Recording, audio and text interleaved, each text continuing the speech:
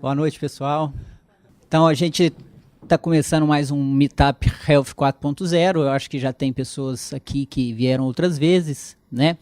Quem aqui já é a primeira vez? Levanta a mão, por favor. Primeira vez. Legal. Então, o Meetup Health 4.0, o objetivo nosso é reunir pessoas a fim de discutir saúde digital, a fim de discutir inovações em saúde. A gente sempre preza por um público multidisciplinar. A gente vai ver isso, que tem pessoas das mais diversas áreas querendo buscar, encontrar soluções para a saúde. Então, esse é o propósito que a gente está reunido aqui.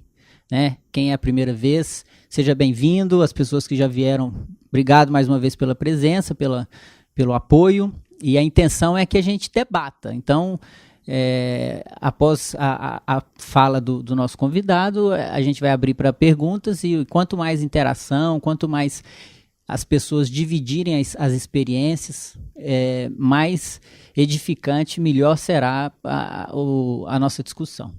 Eu vou passar a palavra para o Thiago, que me ajuda a organizar o Meetup Health 4.0, e ele vai apresentar nosso convidado. Bom, pessoal, boa noite. Meu nome é Thiago, eu sou cardiologista, sou médico empreendedor também. Estou trabalhando nessa área de startup, inovação e tecnologia há mais ou menos 2 anos. Né? Então, estou começando a trilhar um caminho nessa jornada. Eu queria primeiro dar uma contextualizada, como tem muita gente nova, dar uma contextualizada em relação ao Meetup. Né? Essa é a 10ª edição. Nós já trouxemos aqui pessoas muito interessantes que agregaram para a gente, como Renato Veloso, que é do board do Doutor Consulta, o próprio Fumil, que hoje é o VP do Doutor Consulta. Já trouxemos a Lívia, que é CEO da startup Cubo, que é incubada aqui pelo Cubo. Então é sempre um debate rico. A ideia é tirar um pouco essa coisa de slide, tirar um pouco essa armadura do palestrante e ser uma coisa muito dinâmica. Então a ideia é que seja bastante pergunta e resposta e que todo mundo saia com pelo menos uma pergunta feita e respondida pelo palestrante, bem de interação mesmo. O Lassi vai se apresentar depois, mas ele é CEO da ProntMed, que é um prontuário eletrônico que tem um diferencial muito importante na minha visão. Na startup que eu trabalho, que é a MedPass, nós escolhemos eles como parceiros, depois de uma pesquisa exaustiva entre todos os prontuários eletrônicos disponíveis para consultório no São Paulo e no Brasil. Então, realmente é um prontuário que tem uma visão de futuro, visão de dados muito interessante, por isso que eu convidei ele para poder compartilhar essas informações com a gente hoje. Queria agradecer o Thiago Júlio também, que é o curador da saúde do Cubo, que agora ocupa o andar mais privilegiado do Cubão, o 12º andar. Legal, poxa, show de bola. Então, agradecer a oportunidade que ele dá para a gente de ceder o espaço, ceder na oportunidade, e com você, Lance. E as pessoas vão se apresentar? Depois, tá bom. Tá bom. Boa noite, prazer estar aqui. Eu já sentei muito em outros eventos, assim, escutando, então é um prazer mesmo poder compartilhar a nossa visão. Então, como o Thiago falou, eu sou hoje o CEO da ProntMed e sócio lá. Estou nesse mundo da saúde há 7 anos, com ProntMed. Então, já dá para saber que em saúde as coisas são um pouquinho mais devagar do que em outros mercados. Acho que vocês que estão aqui, vocês sabem disso. A ProntMed, vou dar uma rápida contextualizada, acho muito legal depois todo mundo se apresentar e depois eu realmente entrar no assunto. Mas a ProntMed, ela é uma empresa de dados médicos. A gente é meio ao contrário do que o Thiago falou. A gente tem um prontuário eletrônico, óbvio, que é a principal forma onde a gente captura essa informação, mas a nossa visão é ser uma empresa de dados clínicos estruturados. Né? A gente hoje atende principalmente clientes B2B, que têm a visão de utilizar esses dados principalmente para fazer gestão de saúde, né? que é a grande bola da vez no mercado de saúde atualmente. A gente vai debater bastante sobre isso. Então, como exemplo, a gente hoje a gente é fornecedor do Hospital Sírio-Libanês, A gente é fornecedor da Redditor, a gente é fornecedor da Bradesco Saúde, a gente é fornecedor de vários, ou da MedPass, a gente é fornecedor de vários outros parceiros. A gente tem outros parceiros como o Fleury, como outros laboratórios. A gente tem outros parceiros de integração também, que a gente vai debater a importância disso para o mercado de saúde, a questão da integração, a interoperabilidade dos dados. Nós somos uma empresa investida, então já passamos por rodadas de investimento, captamos com fundos americanos, brasileiros, anjos, temos uma experiência grande em como lidar com isso.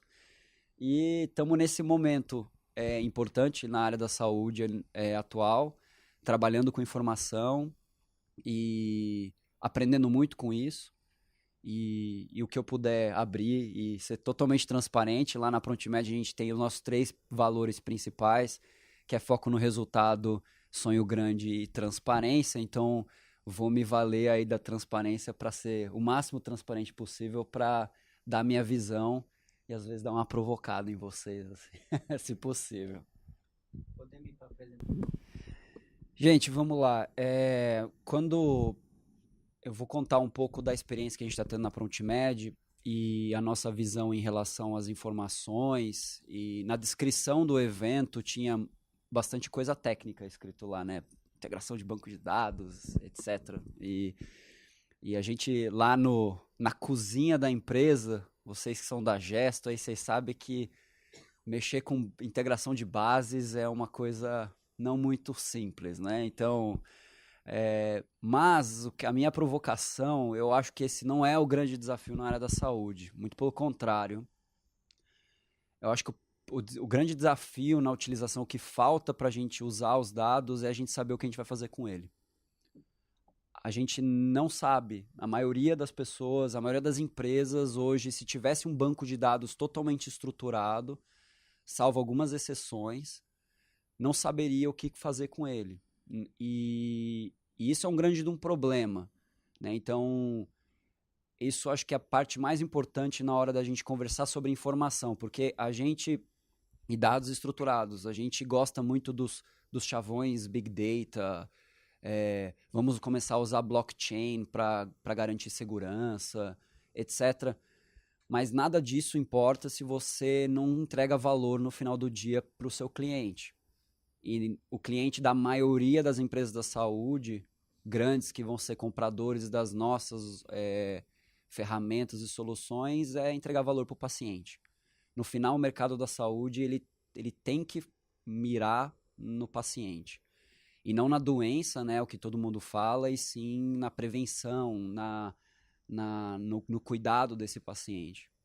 Então, já indo assim na nossa visão e na minha visão pessoal, e é uma das coisas que a gente tem olhado muito profundamente na ProntMed, e a gente tem se envolvido bastante nesses projetos nos últimos anos e tem feito bastante a nossa parte de educação no mercado, olhar para o dado da saúde com o objetivo de gestão do paciente, gestão de saúde.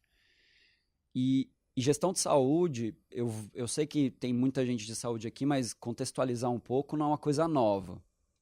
Se você pega a partir dos anos 2000, quando a agência foi criada para regular o que estava acontecendo com os planos de saúde individuais, e se criou regras de como reajustar plano e o rol mínimo de procedimentos, e na hora que você passa isso para as operadoras de saúde, por exemplo, você precisa ser eficiente, porque se o seu custo aumentar, se a sinistralidade aumentar mais do que a média do mercado, você vai reajustar na média e você vai tomar a diferença do custo no teu resultado.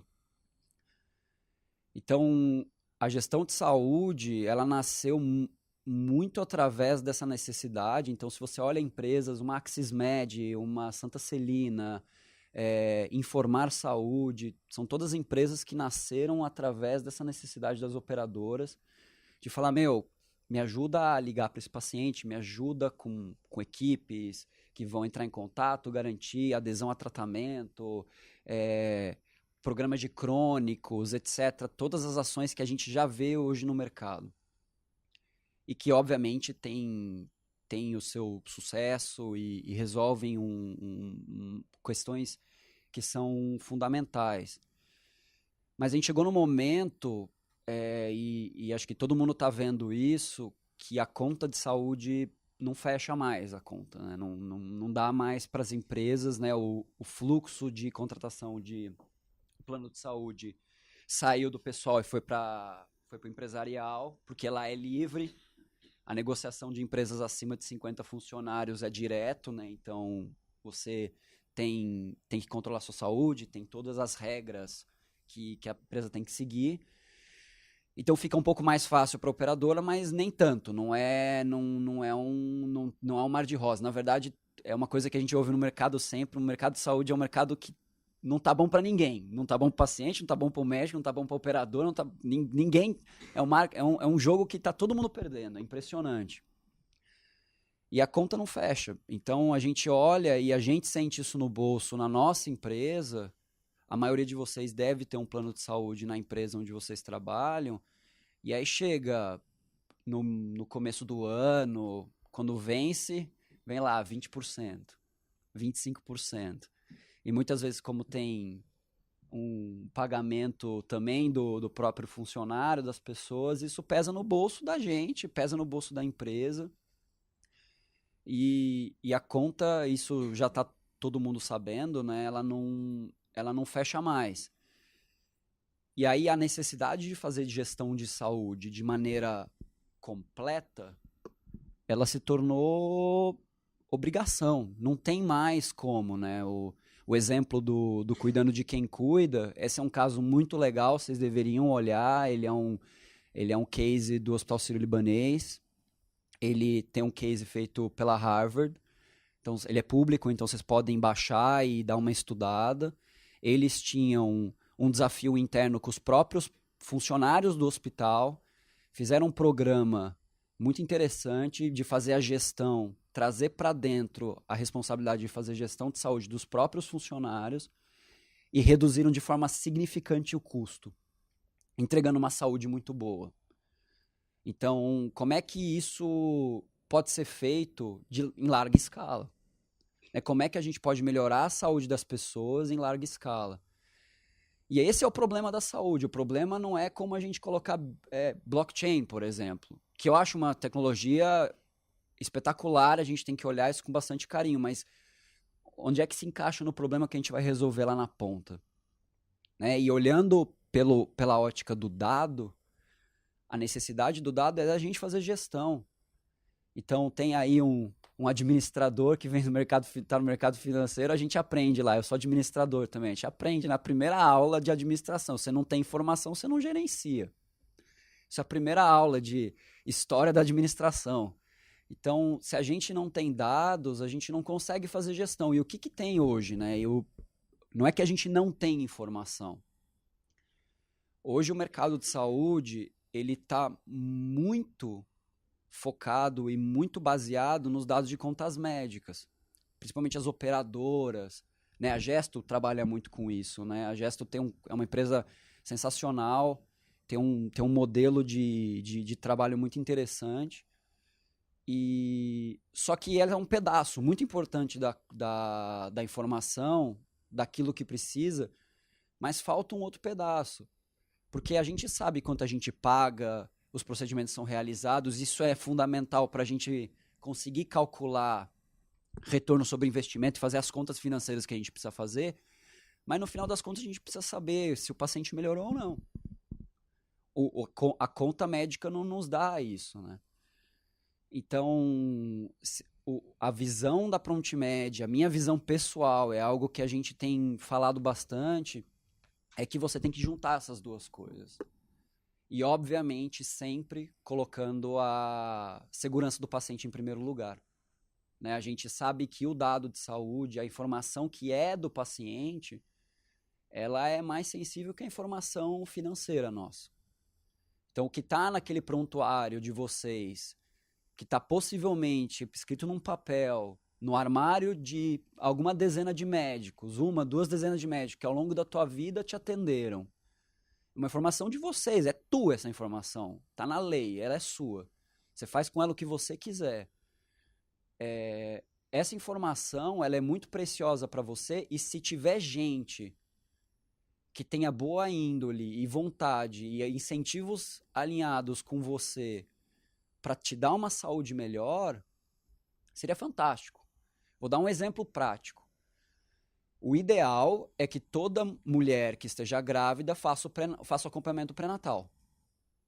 Quão legal seria se um grupo de médicos, coberto pelo sigilo médico, soubesse quem não está fazendo? Porque quem está fazendo, a gente está sabendo. Está se pagando essa consulta. Talvez tenha algum problema, mas o médico tá... Mas quem não vai na consulta? Por que a gente não poderia ficar sabendo, uma equipe médica de saúde, e liga para esse paciente: olha, a gente está sabendo que faz 3 meses que você não vai no pré-natal. O que está acontecendo? Posso te ajudar? Você não está confortável com o teu médico? Posso te indicar outro? Etc. Então, são coisas que poderiam melhorar, prevenir problemas, né? Melhorar a saúde, que é o que muitos de vocês falaram que é o interesse, mas a gente não faz, por falta de informação. Tem muitos gaps, né, que não tem informação, muitos gaps criados pela falta da informação. Então,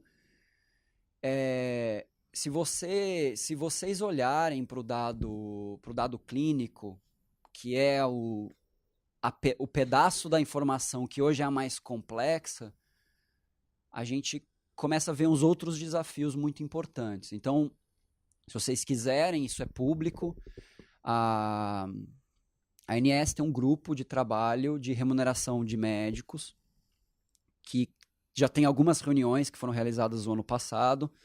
A Prontimed, pelo que eu sei, eu não tenho certeza porque eu não tenho acesso a todos os convidados, mas a gente é a única empresa de tecnologia que faz parte desse grupo, a gente foi convidado para discutir.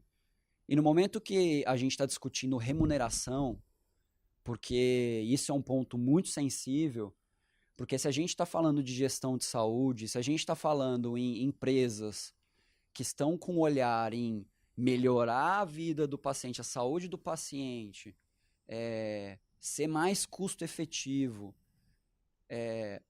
como é que eu remunero os profissionais bons que estão fazendo isso? Porque não fecha a conta para um médico hoje. O médico que quer ser um bom médico, ele não pode fazer, não em todos os casos, mas muitos médicos eles têm que fazer um atendimento mais rápido, porque senão a conta não fecha para eles. A gente escuta isso, né? Porque os incentivos, ele ganha por atendimento, ele não ganha por qualidade. Claro que existem os seus subgrupos dentro das operadoras, existem grupos muito legais que as operadoras filtram, mas são algumas centenas de médicos. A gente não cria um incentivo, a gente precisa criar incentivos financeiros que garantam que o médico, e não só o médico, mas todos os outros profissionais, o enfermeiro, o nutricionista, o psicólogo, outros provedores de saúde estejam alinhados em quanto mais saudável tiver o paciente, melhor. Então, por isso que a ANS está discutindo isso. É uma discussão muito grande, envolve muitos interesses, ela é muito difícil. E se você olhar, o grande problema da discussão é que a gente vai olhando e vai falando assim: tá bom, beleza, vamos discutir qualidade, independente de como que eu vou ganhar. Vamos dizer que a gente tem uma métrica de qualidade que a gente decidiu aqui. Como é que eu remunero? Eu só vou conseguir saber se o atendimento foi bom, na verdade nem se o atendimento foi bom, se o paciente melhorou ou não, o desfecho clínico daquele paciente, se eu tiver o dado clínico. Porque como é que eu vou saber? Eu não tenho como saber isso. Vamos dizer que a gente possa acessar esse dado. O paciente deu o consentimento, o médico que tá acessando essa informação, ele tem o direito de ver isso, está tudo certo. Né? Tem essa nova lei de dados aí que a gente pode discutir, depois se vocês quiserem entrar nesse assunto. Você não tem sistema que gera o dado para isso. Porque a maioria dos sistemas foram feitos para ser um lugar onde um médico coloca o sistema. a gente tem alguns médicos aqui. Duvido que exista um médico que gosta de usar um prontuário eletrônico. Isso é muito raro. Né? De 10 fala que odeia. Você vai no hospital e fala, cara, você gosta de usar o sistema tal? Ele fala, não. E esse é um problema. Então, para facilitar a vida de quem faz o template do prontuário para o médico, ele fala assim, coloca 3 campos de texto livre aí, diagnóstico obriga ele a preencher em todas as consultas, prescreve por aqui e vamos embora. Fala, mas o cara é pediatra e o outro é ginecologista, é uma forma diferente de pensar. Não, tudo bem, você obriga ele. Aí o que acontece? O médico coloca o primeiro CID que está na frente dele para ir logo, para acelerar o atendimento, porque ele tem cobranças no hospital em produtividade, óbvio. E o dado entra, tem uma anamnese, vai toda textual, um CID que as pessoas não confiam, isso é uma informação que as pessoas não confiam. Então, você não tem como garantir que você vai conseguir fazer uma análise do atendimento daquele profissional com qualidade. Você saiba realmente se ele fez um bom atendimento. Então, é muito complicado. Então, as discussões que a gente tem lá, e isso é público, porque é tudo gravado, como é que a gente vai fazer remuneração de profissionais, independente de qual seja, se a gente não tem sistemas que geram dados para a gente poder avaliar o desfecho clínico e saber se ele fez um bom trabalho ou não. Porque se eu só olhar contas médicas, eu posso ver que esses pacientes daquele médico, que é endocrinologista, custam muito mais caro que todos os outros. Só que eles não sabem que esses pacientes, eles já chegam no nível pré-diabético, com retinopatia, eles já estão num nível super avançado e ele é muito bom. Ele não deixa piorar. Só que pelas contas médicas a gente consegue ver isso, muitas vezes. A gente tira conclusões erradas. Então precisa ter essa junção. É super importante. E olha que legal, no momento que a gente tem a junção disso, aí a gente consegue falar de remuneração. Então qual que é a grande moda hoje em dia da discussão da remuneração? Capitation. Então, médico, vamos fazer o seguinte, eu te dou aqui uma cartela de 2.000 pacientes, você é um médico de família, eu vou te mandar aqui uma cartela, você vai cuidar de 2.000 pacientes e eu vou te pagar X reais por mês por paciente, independente se ele vier na consulta ou não. Se você fizer 100 atendimentos no mês, 300 atendimentos no mês, não me importa. Não importa para você, você vai receber a mesma coisa. O que me importa é, o médico vai receber, independente se ele fizer atendimento ou não, qual que é o incentivo dele a princípio, claro que tem outros vieses aí, mas... Cara, eu quero que ele venha o mínimo possível e se ele tiver que vir, que ele venha porque ele realmente precisa, porque aí eu preciso olhar ele e possivelmente indicar ele para um especialista, ou às vezes, nesse caso é bom a gente seguir para um outro médico e vai indicar talvez uma internação, alguma coisa que vá levar ele no patient journey de um momento de uma atenção primária para uma agudização. Ele foi para o hospital, ele precisa ser atendido, mas é um paciente que realmente precisou. Só que a gente agora mudou os incentivos, né? Você vê os hospitais agora recebendo por pacote, estão discutindo DRG, e DRG precisa de informação, é complexo. Como é que a gente tem sistemas que munem os sistemas que fazem os cálculos do DRG para conseguir realmente provar que ele é um hospital efetivo, bom, etc. Então, é uma discussão muito grande. E o que eu vejo? Assim, uma das coisas que vocês precisam olhar, simplificando um pouco, gestão de saúde, a gente tem que olhar sobre dois aspectos muito importantes. Um aspecto é olhar para o paciente.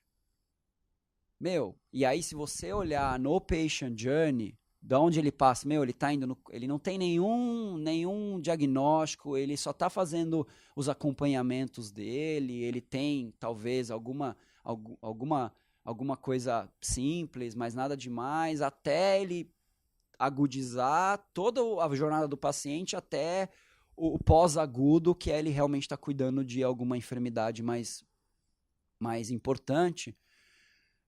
Tem vários serviços. Você pega o Dr. Cuco. né? O Cuco Health, né, agora, né? O Cuco Health, posso estar falando, mas eu conheço eles de um tempo, né? Ele tem lembretes para medicamento.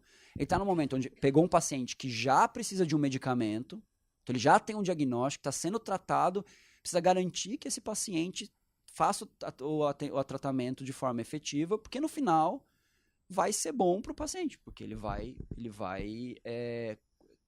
controlar melhor o diagnóstico dele. Vamos dizer que ele tem que tomar insulina, ele não pode esquecer, ele tem uma diabetes, então ele é insulino dependente, então precisa fazer. Então, existem vários serviços dentro da jornada do paciente e vários dentro da mesma etapa da jornada que são importantes. Só que isso é uma ótica, isso é uma coisa que muitos aplicativos têm hoje, né? Muitos aplicativos existem. Vou te lembrar do medicamento. Um exemplo, estou fazendo um aplicativo lá para mãe, obstetra. É um pedaço lá do Patient Journey. Excelente. E a gente vai precisar. E tem várias empresas que vão cada um fazer um serviço. Isso é uma coisa fundamental. O outro lado não adianta a gente ter pacientes que são totalmente comprometidos com a própria saúde se quem está atendendo ou quem está prestando o serviço, seja quem for, não esteja comprometido também. Então você também precisa olhar a qualidade. Você é super comprometido, mas aquele profissional nunca fez a pergunta certa para você, você vai demorar 2 anos para descobrir o que você tem. E tem vários casos desses. A gente tem casos na família que demorou 2, 3 anos para descobrir um negócio, podia ter descoberto muito mais rápido e ter resolvido. Obviamente, no final vai custar muito menos, mas vai ter custado menos dor psicológica, física, todas as dores possíveis que um paciente vai enfrentar por conta disso. Então não adianta a gente lembrar de tomar um medicamento se o medicamento está errado. Né? Foi feita errada a prescrição. E a gente precisa garantir a qualidade do atendimento. Assim, todas as profissões do mundo é assim. A gente precisa ter certeza. Mas a gente precisa remunerar por qualidade. O bom médico hoje, na minha visão, a maioria dos bons médicos hoje não são remunerados pela qualidade do atendimento deles. Essa é a minha visão. Alguns são, óbvio. Tem exceções. Por quê? Porque a gente tem um modelo financeiro que não remunera isso. Né? E assim, eu não sei quanto tempo eu falei, mas eu tenho um fechamento importante para isso, não adianta a gente ter 20 sistemas extremamente importantes para fazer gestão do paciente, 20 sistemas importantes que são realmente complementares e que precisam fazer gestão do profissional, porque isso aí, você tem os melhores médicos com o melhor entendimento do paciente, sensacional. E alguém olhando para isso. Mas não adianta você ter tudo isso se as pessoas não se falarem, se a gente não se integrar, se a gente não se conversar. E esse é um problema que a gente quer. Isso é uma provocação para vocês. A gente é muito pequenininho. A gente tem conglomerado de saúde aí. E que todo mundo vai ter que se reinventar de certa forma, porque o mercado está mudando. Você vê Berkshire, JP Morgan e Amazon criando uma empresa nova, praticamente. Colocaram como CEO agora recentemente o Atul Gawande, que é um médico fantástico que vocês deviam seguir, porque ele tem livros sensacionais, ele é uma sumidade. Colocaram ele como CEO porque eles acham que tem que fazer gestão. E eles vão entrar com, acho que, se eu não me salvo engano, 1 milhão de vidas, que são as empresas que estão embaixo desse conglomerado. Vão começar pequenininho, mas essa é a abrangência que eles podem chegar. A General Motors acabou de negociar direto com 6 hospitais, porque ela falou, a conta não fecha. Então, as empresas vão se movimentar, mas a gente, que é empresa de tecnologia que está começando, e a gente vai dar suporte para essas grandes empresas para fazer isso acontecer, a gente precisa se integrar. Não dá para cada um ficar na tua ilha, falar, não, eu tenho meu aplicativo aqui e está tudo certo. Não, a gente precisa falar de um ecossistema. A saúde é muito complexa, a saúde demora muito para acontecer. A gente precisa trazer para perto e criar conexão e sinergia com todo mundo. por exemplo, sentar com o papel que a ProntMed tenta fazer o máximo possível, onde a gente pode, onde a gente é chamado, mas é explicar para os médicos, porque a gente entende, a gente nasceu dentro de um hospital, né? A gente nasceu dentro do hospital das clínicas, a gente tem um viés médico muito importante. É explicar para eles, a gente entende a insatisfação do prontuário, porque o grande benefício do prontuário é sistêmico. O médico vê benefício em algumas coisas, facilita, agiliza algumas coisas, mas no final das contas, o prontuário ele integra informações que são vitais para muita coisa. Coisa que o médico que está lá fazendo um atendimento, se a gente não mostrar para ele, ele não vai entender. E na hora que você alinha esse entendimento, aí muda, porque você está todo mundo alinhado. Estou dando um exemplo do microcosmo de ProntMed com médico, porque ele entende, e a gente, por exemplo, a gente que é de tecnologia, a gente sabe. Então, os caras de tecnologia, o nosso papel como produto é explicar para eles que, cara, a linha de código que ele está escrevendo vai melhorar a vida do cara lá na ponta. E você tem que mostrar para ele essa importância, porque ele vai fazer isso pensando de uma forma diferente. No final, é alinhar o interesse. A gente está fazendo a mesma coisa com o médico. Mas o que a gente tem que fazer como empresas na área da saúde, como empresas startups, como tecnologia, é a gente se alinhar. A gente pegar os interesses e falar, vamos junto, vamos criar um ecossistema forte, porque aí a gente pode ter um real impacto nas grandes empresas. Hoje todo mundo fala que faz gestão de saúde. Mas para fazer gestão de saúde, tem muitas pecinhas. E algumas ainda estão em branco, ou estão mais ou menos. Ninguém fez tudo ainda, ninguém acertou, está começando. Então tem muita oportunidade, muita coisa que está acontecendo. E muita empresa grande a fim de conversar e ouvir as propostas que a gente tem para oferecer. Mas para isso a gente precisa conseguir se integrar. A gente tem que conseguir se falar. E aí, na hora que isso estiver pronto, a gente tem esses interesses alinhados, aí a gente chega para os caras de TI e fala assim, integra aí. E aí a gente vai discutir padrões. Aí precisa discutir padrões de fato, né? Então, acho que todo mundo tem que estar ligado no padrão que a Apple está usando e o Google está usando, que é o FHIR, FHIR, né, para quem não conhece. Então, tem HL7, tem LOINC, tem SNOMED. Então, a gente tem vários padrões de como os dados vão estar dentro dos sistemas para a gente conseguir usar. Isso é fundamental. A gente pode entrar nesse assunto se vocês tiverem dúvidas. Eu quero muito dar abertura para vocês, que eu tentei dar um panorama geral de saúde, mas eu acho que, obviamente, tem que ter padrões, obviamente, eles são fundamentais, mas a gente tem que, antes de tudo, criar um produto e um serviço que vai ter um valor tangível lá na ponta.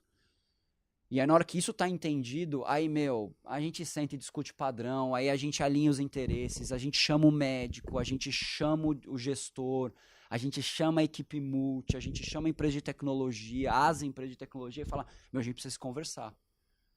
Então, isso vai acontecer, as coisas estão acontecendo, estão indo para esse lado, não tem muito como a gente fugir, é um movimento não só do Brasil, é mundial, tem iniciativas muito legais que a gente está fazendo parte, né? A própria MedPass, muito legal, o Sírio-Libanês, que eu já comentei, tem uma outra empresa chamada Amparo Saúde, que vocês deveriam dar uma olhada também.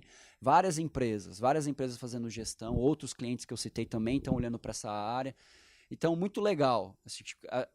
No final das contas, a gente começou a perceber que agora que a coisa está ficando feia, os custos estão um pouco exorbitantes, a gente vai ter que realmente olhar para o paciente com um olhar um pouco mais profundo, ter impacto lá e conseguir ajudar.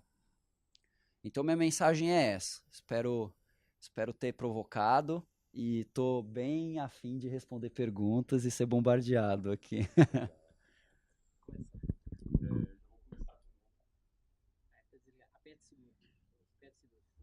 Oi. Eu já vou começar com uma aqui, já para depois a gente abrir o microfone para todo mundo. Você falou muito sobre essa questão do paciente ser o dono da informação, né?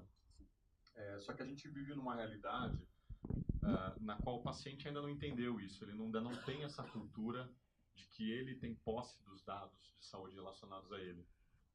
a gente sente que as grandes empresas, Fleury ou os grandes hospitais, se sentem mais donos dessa informação, por as informações estarem embarcadas lá dentro. Quem você acha que vai ser o catalisador para unir essas informações? Então, você acha que o paciente vai ser empoderado e vai se conscientizar disso e realmente vai atrás de cada ponto da cadeia que tem a informação dele? Você acha que vai ter um player externo que vai pegar na mão do usuário e falar, olha, vem cá, você precisa reunir todas as informações porque eu preciso para poder te ajudar mais? Ou você acha que essas grandes corporações vão começar a espontaneamente se conectar lá em cima para criar um cuidado melhor? Então, quem vai ser o catalisador dessa união, na sua opinião? Boa pergunta. Boa pergunta. Eu acho assim, concordo com você que o paciente não se sente dono hoje porque ele nem sabe, ele não tem nem ideia disso. Mas além de ser CEO da Prontimed, eu faço parte do conselho da ASAP, a Aliança para a Saúde Populacional. A gente discute gestão de saúde populacional dentro das empresas. E tem uns podcasts que estão saindo aí recentemente. Tem um que o Dr. Gustavo Gusso, que é um médico de família importante do Brasil, sensacional, ele fala que, na visão dele, o paciente está mais preparado do que os profissionais. E eu concordo com isso.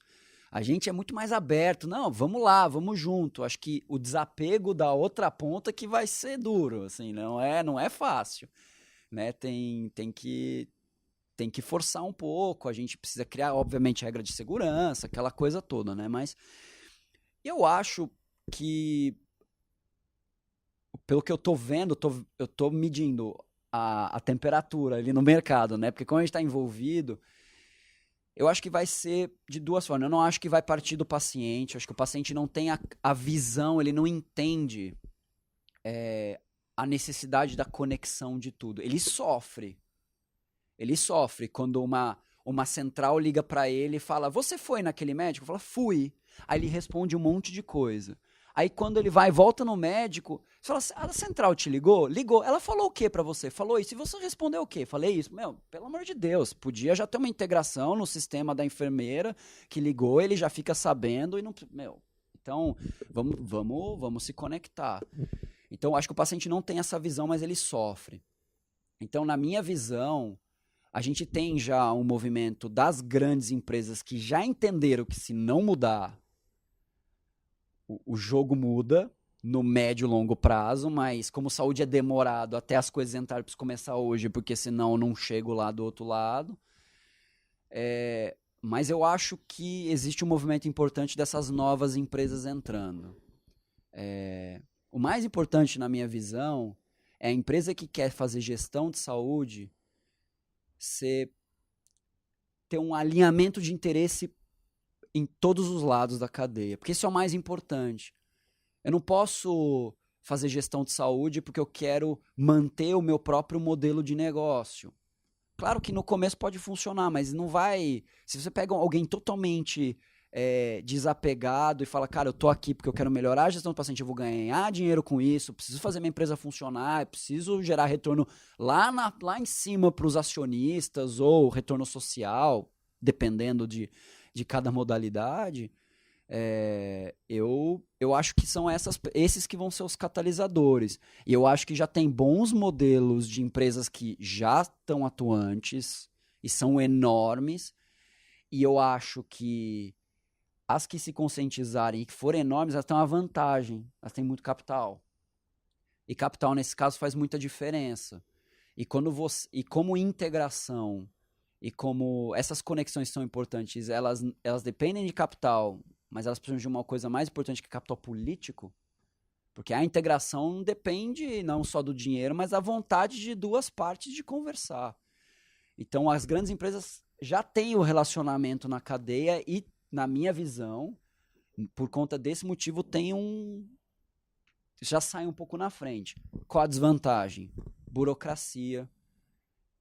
Tem que transformar uma cultura inteira que antes pensava de um jeito e você precisa de todo mundo na empresa falando a mesma língua. Então, é difícil, não é fácil para grande empresa. Então, o gestor independente está começando pequenininho, Ele não tem, talvez, todo o capital, e capital político e capital financeiro de fato, mas ele é um pouco mais rápido. Então pode ser que ele saia na frente, mas eu acho que esses vão ser os dois catalisadores. É engraçado você falar isso. Teve um evento que aconteceu há umas 2 semanas e eu fiz uma pergunta muito parecida para o público. Eu falei, quem vocês acham que vai ser o catalisador? A resposta deles, eles acham que vão ser as autogestão. A pessoal de autogestão, porque são os que estão mais ferrados, na visão deles, né? Então eles estão com mais problemas. Eles responderam, eles falaram, é uma boa pergunta, então eu também não sei. Mas no fundo é onde está apertando mais o calo, né? Quem está tendo mais problema. Então talvez seja mais desse lado quem vai ter que se mover. Mas eu acho que nesses dois, na sua resposta, eu iria para esses dois lados e cada um com a sua vantagem competitiva. Eu estava conversando com o pessoal aqui antes de começar que a arquitetura que o sistema de saúde está montado, o nome está errado. Tinha que chamar profissional de doença, sistema de doença, né? É um sistema todo montado para doença. E não dá mais desse jeito. A ficha já caiu, o diagnóstico a gente já tem. Agora, o tratamento é que a gente está discutindo e é por isso que a gente está aqui. Porque ninguém tem o tratamento, o remédio para isso. E quando a gente pega a ProntMed, uma empresa de tecnologia voltada para a saúde, eu fico imaginando que são tantos problemas que vocês têm para atacar, para resolver, que às vezes vocês podem até se perder, falar, para onde a gente vai? Agora eu quero te perguntar a seguinte coisa. Pelo que você falou, talvez seja foco da ProntMed financiamento do sistema de saúde, remuneração, capitation, bundle, sair do fee-for-service, e queria trazer que você trouxesse a sua visão. Para onde você acha que nós caminharemos quando a gente falar de financiamento da saúde? A minha visão ela é o que eu acredito realmente que vai acontecer, porque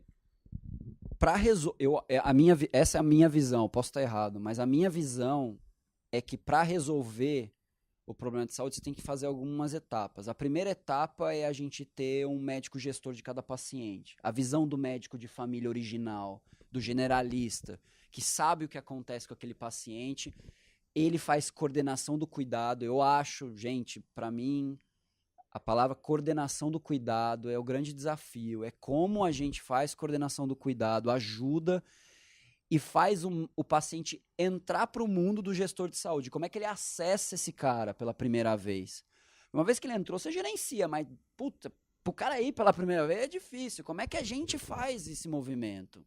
Então, como eu acho que o mundo tem que caminhar para isso, de um generalista olhando e fazendo essa gestão, então atenção primária, eu acredito muito em atenção primária APS, na atenção primária à saúde. Eu acho que o modelo, nesse caso, ele vai caminhar para o capitation em paralelo com o fee-for-service. Acho que não vai morrer o fee-for-service. Eu não acho que o fee-for-service é ruim, demonizado do jeito que ele é. Acho que ele tem que ser mais comedido. Então, acho que vai ser um mix das duas coisas. No momento que você olha para um cara, para um provedor de saúde que não é um médico... O médico generalista, médico de família, etc. Você pega o especialista, você pega um ultra, um reumato, que a especialidade do cara é lúpus. Pô, receber por capitation é meio duro, né? Não dá. Só que na hora que eu te mandar, vou te mandar um paciente que, o cara, eu tô mandando pro house, né? A brincadeira, né? Então, esse cara não pode ganhar R$60 a consulta, entendeu? Ele vai ficar 2 horas lá, porque na hora que passa na mão dele, resolve. E a gente tem o desfecho, a gente sabe. Então, por isso faz sentido eu te pagar 500, R$1.000, não sei. Aí é uma conta atuarial que a gente tem que fazer. Então, acho que cada player tem que se adequar. Estão se discutindo muito bundle. Então, faz sentido, sim. Eu não conheço tão bem dentro do hospital né, as realidades para saber se bundle é a solução. Mas eu acho que é essa solução de, eu te pago, né, um pacote, eu te pago pelo pacote, te pago pela cirurgia de coluna, é isso aqui que eu ofereço, é tanto dia de internação, é isso aqui de material, vou te pagar isso. Se passar seu custo, é você que paga e se precisar, no caso extremo, você me justifica aí, ó, muito bem justificado, porque eu tenho uma junta médica que vai olhar. Então, eu acho que vai caminhar inicialmente para uma discussão de capitation. Está acontecendo, estou vendo isso acontecer, alinhado com o Fee for Service.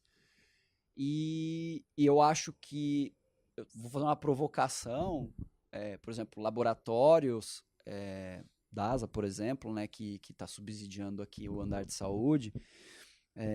Será que não dá para fazer serviços laboratoriais, pelo menos um pedaço, um pacotinho, e pensar numa estrutura que encaixe, saia um pouco menos, seja menos fee for service, seja mais pacote básico para a gente tratar da saúde e entrar no mundo do capitation?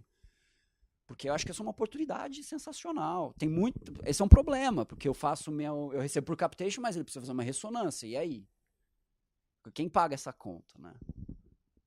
Então tá acontecendo. Então por exemplo, um hospital no mundo do capitation, como é que ele se comporta? Provavelmente o fluxo de pacientes dele vai diminuir, a complexidade vai aumentar. Como é que eu vou me posicionar?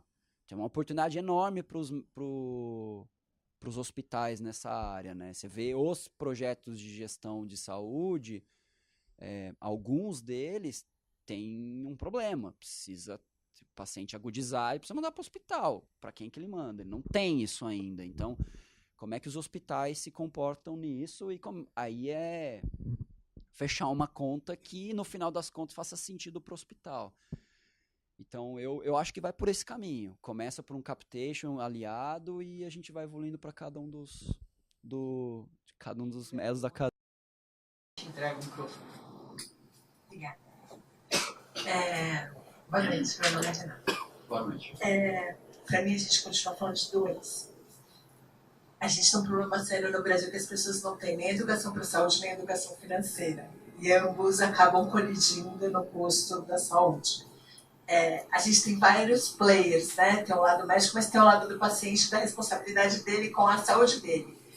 Dele ter o check-up dele se alimentar bem, dele ir no Google para se automedicar. Com a tecnologia que a gente já tem disponível no mercado hoje, porque também ter só informação disponível não adianta nada se a gente não conseguir fazer as pessoas entenderem que essa informação não é fake e vale a pena. Como vocês veem a questão de tornar disponível, acessível e trazer as pessoas para elas se informarem da importância delas se responsabilizarem pela saúde delas? Tá. Obrigado pela pergunta. Eu acho, de novo, que é uma soma entre a gente ter serviços que vão influenciar diretamente o paciente e serviços que vão influenciar o médico que está atendendo esse paciente. Porque um papel grande do médico, na minha visão, é educar o paciente dele. Falar, cara, você não pode fumar. É o papel do médico. Não é só prescrever o medicamento, mas é garantir que ele volte para casa e falar, putz, eu preciso melhorar a minha vida.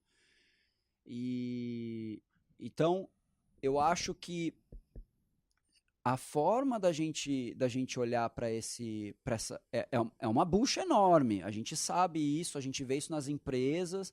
A maioria das empresas, isso é dado da BRH, não se preocupa com gestão de saúde. Isso é impressionante, né? O segundo maior custo das empresas, não se preocupa. Então, eu acho que é um papel... acho que tem as startups que vão navegar nisso, mas tem um papel muito forte do próprio paciente. Então, a gente educar ele vai precisar da empresa onde ele trabalha. A gente vai 8, 10, 12, às vezes até mais dentro da empresa. Como é que a gente é educado naquele ambiente, pelo médico que é o gestor da saúde dele, e ele vai cuidar, e do próprio paciente. E aí, olhando para a ótica do próprio paciente, já existem, fora do Brasil, aqui, existem algumas alternativas, mas elas não são muito difundidas, de você pagar, de você cobrar. Na verdade, você não pode cobrar mais, mas você pode dar benefícios para pacientes que estão em programas de saúde. Isso é permitido já.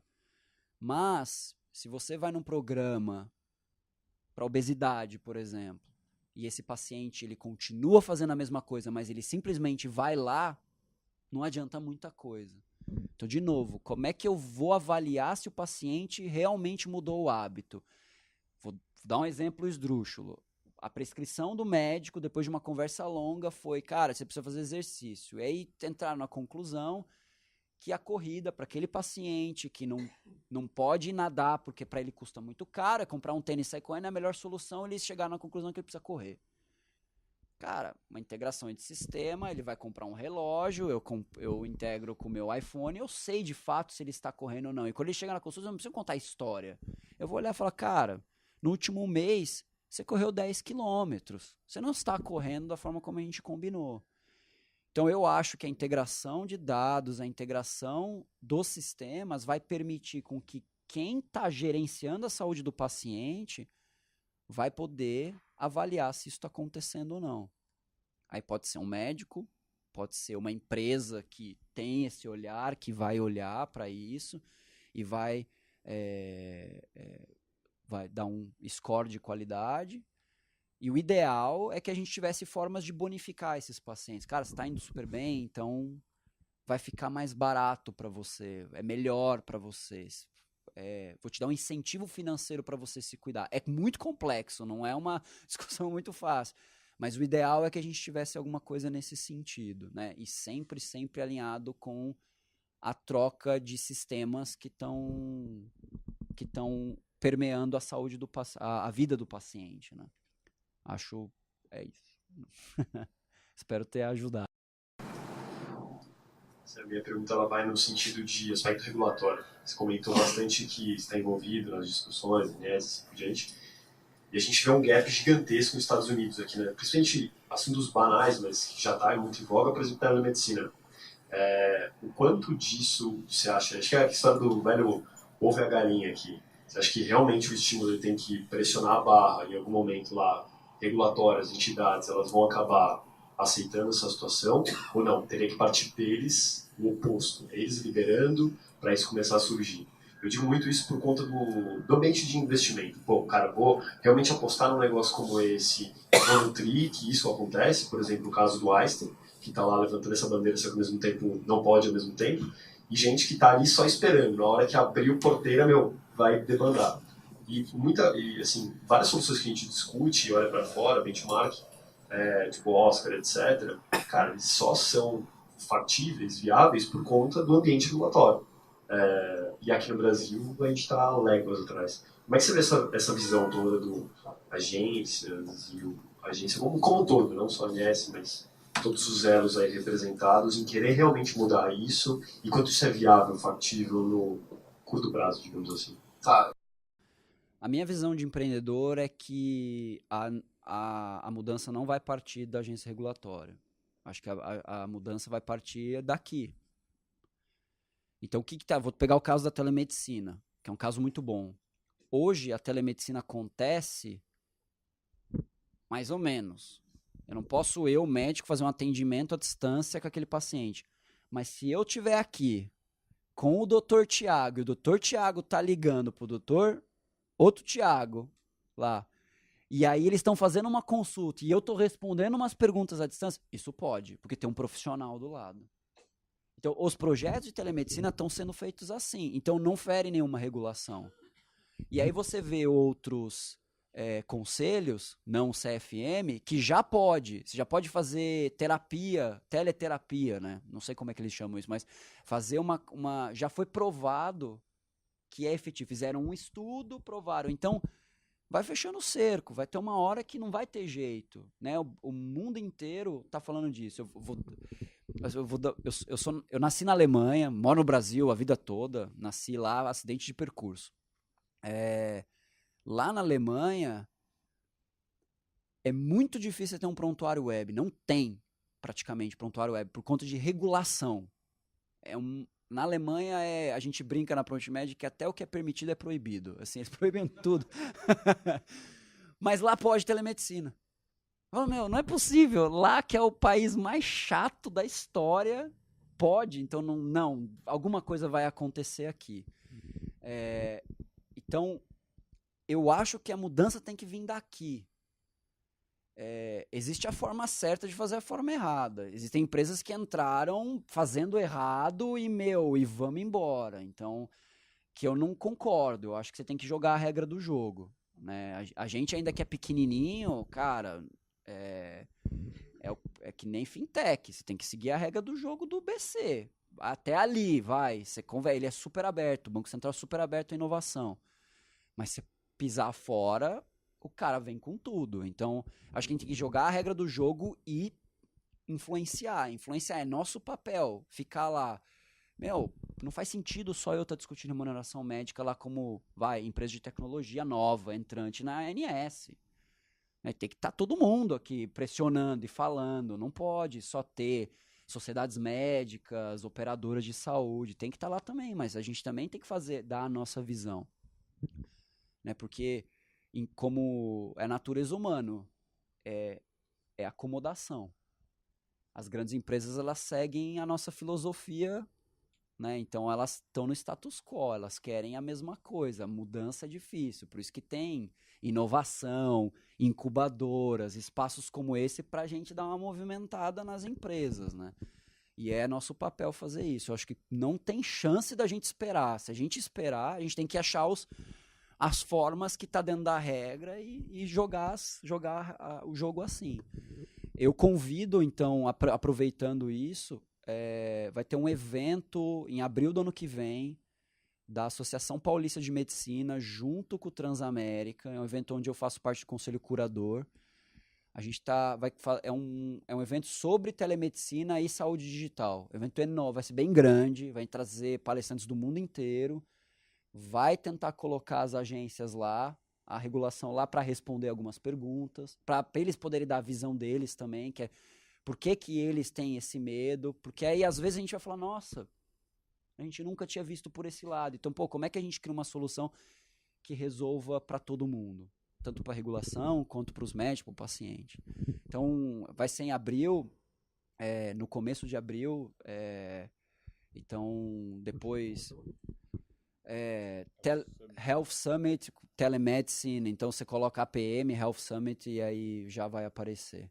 Então, na começo da segunda semana de abril, eu posso depois, não sei se a gente vai ter comunicação com todo mundo, aí a gente coloca a informação e vocês podem acessar, vai ser um evento legal e a ideia é ter todo mundo da cadeia, ainda mais como a APM está lá, ter os médicos. O médico que está no consultório fechado lá dentro, como é que eu trago ele para dentro e falo, olha o que está acontecendo, meu caro. Você tem que estar sabendo, né?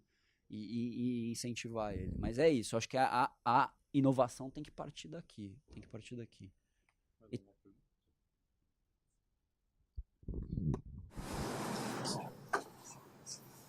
Beleza? Cara, acho que tem 4 pontos aí importantes. As startups não se juntam porque existe uma associação brasileira de startups de saúde que é uma fanfarra. Os caras que fundaram não fazem nada para isso acontecer. Então, vamos falar de Interop. Existem 3 fabricantes nacionais de ERP que dominam 80% dos hospitais e não têm o mínimo interesse de deixar nada se conectar neles. E a gente tem uma associação de startups onde que cada um está querendo levantar o seu próprio interesse e não o interesse do paciente. Então tem uma grande brincadeira aqui que a gente está falando. Porque se as startups que estão na Associação Brasileira de Startups se mexessem de verdade para fazer pressão, uma vez que estão movimentando milhares de consultórios aí, o negócio estava acontecendo. Porque assim, tem 3 fabricantes que dominam 80% dos hospitais do Brasil. É ridículo. Isso é ridículo. Eles não têm interesse nenhum que você conecte em nada. Você está no Sírio conectando com alguma coisa, porque o Sírio tem um hub de integração de informação. Mas assim, os outros clientes que são fracos em relação a esses grandes fabricantes não têm a mesma força. Colocar um ecossistema Einstein é outra história. Nem usa o sistema nacional. Os caras estão usando sistema americano. Estão usando o Cerner. Usaram InterSystem antes. Falar de F#, Beleza. A maior parte das startups nem sabe o que é FCHAR, cara. A gente tem... Para que existem as associações? Para ir lá e definir esses padrões. Vamos usar padrão que a gente possa vender no Brasil, que a gente possa vender na Holanda, que possa vender nos Estados Unidos. Então, eu não vejo essa união. Então, eu vejo um monte de gente que fala que quer mudar, mas assim, a gente tem que se juntar de verdade. Concordo assim, 100%. Se as operadoras tivessem realmente interesse de fazer acontecer, ela é dona da informação, ela que dá o plástico. Ela dá o plástico lá. Ela seria a maior interessada de saber o que está acontecendo com o paciente dela, tanto na rede dentro quanto na rede fora. Se quer atender fora, você vai ter que operar dentro do meu sistema, cara, para eu saber o que está acontecendo, para eu fazer um acompanhamento em cima de você. Eu não vejo isso. Então, tem várias grandes frentes e ninguém quer resolver. Se for falar de verdade, ninguém quer resolver. Então, se a gente está falando que a gente, startup, vai tomar a frente aí, então acho que tem que começar primeiro pela associação. Porque se a gente não se politizar, eu não gosto de política, mas assim, se a gente não se politizar de verdade e fazer o negócio acontecer, não vai acontecer, entendeu? Então eu acho que a gente tem que largar um pouco o lado comercial e falar, cara, vamos definir um padrão aqui. Se juntar as 10 maiores startups de saúde do Brasil, a gente está movimentando no mínimo 50 milhões de vidas aí. Pode somar. Somos consultórios, somos atendimento. Está mais de 50 milhões de vidas. Se com 50 milhões de vidas a gente não consegue fazer força, porque cada um quer defender um interesse específico, então não sei o que a gente está fazendo, entendeu? Existe um aspecto regulatório, eu concordo com muito do que você falou. Eu acho que existe, a gente tem uma coisa do ser humano, uma questão chamada ego. Ah, não, é a minha empresa, é a minha startup, então eu quero ser o cara que resolve todos os problemas. Então, é muito isso. Então, eu nem quero conversar com você, porque aqui a gente tem um serviço que um dia eu vou construir que pode ser igual ao teu. Pô, pelo amor de Deus. Não quero gastar tempo desenvolvendo um negócio, o cara já tem pronto, vamos aqui, vamos se juntar. E aí parte das pessoas mesmo. Não acho que nem precisa ser, a associação ela é consequência da vontade de se juntar. Então, eu acho que eu tenho essa mesma visão. No caso das operadoras, existe um problema regulatório, porque você vê, isso que você falou de, tem que usar o meu sistema, eu vou fazer, é medicina de grupo. Você vê uma Prevent Senior, uma Intermédica, uma Apvida, a Mil. Essa turma, ela tem uma vantagem competitiva porque ela pode ter rede própria. Se uma Sul América, uma Bradesco que é seguradora, ela não pode ter rede própria. Ela não pode impor um sistema. Então ela não tem como fazer isso a princípio. Ela tem que achar outras formas de resolver. E aí é muito difícil, é muito duro. Eles têm que jogar com a regra do jogo. E eu acho que ainda tem muito desse medo de dar o passo, de novo, porque eu acho que tem um pouco de medo. Putz, se eu mirar pro lado errado, então é grande empresa, deixa o primeiro ir lá na frente, talvez se queimar um pouquinho, e depois eu talvez não recebo todos os louros, mas pelo menos eu não passo por todas as... Não saio chamuscado do outro lado, né? Eu já saio sabendo o caminho que vai. Então, de novo, eu concordo que a gente tem que se juntar, concordo que ainda é feito pouco disso. Não tem uma iniciativa de juntar, e acho que temos que levantar essa bandeira, concordo com você. A minha pergunta é na linha da escala, né? De dar escala para a tecnologia na área da saúde. Especificamente o projeto que eu estou tocando, ele vai acontecer com 6 UBS piloto, depois a gente vai expandir para todo um bairro aqui de São Paulo. Aí no ano que vem a gente vai escolher um segundo bairro, ali em 2020 escalar para o resto do município. E com isso, acho que entra um grande desafio aí, né? Que tecnologia e serviço público, porque não dá para você ficar refém de uma empresa específica, porque a gestão muda e tudo mais, então você não pode ficar pagando para sempre isso. Então, para sempre uma empresa e tudo mais. Aí eu tenho 2 perguntas, assim, né? Primeiro, como que você acha que dá para fazer isso dentro do serviço público, né? De trazer realmente tecnologia com escala.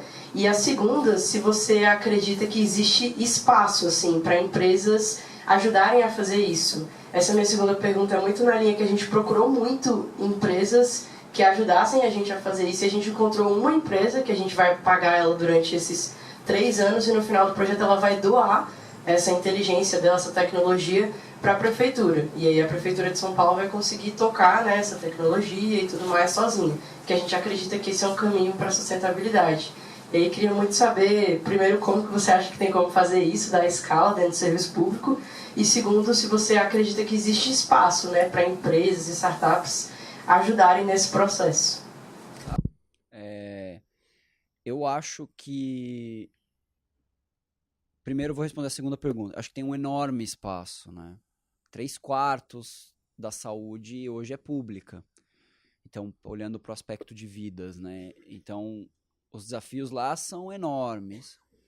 Logicamente, o SUS, ele tem essa intenção de fazer gestão de saúde, coordenação do cuidado. Pô, primeiro, você não vai direto para o hospital terciário, você não entra no HC direto.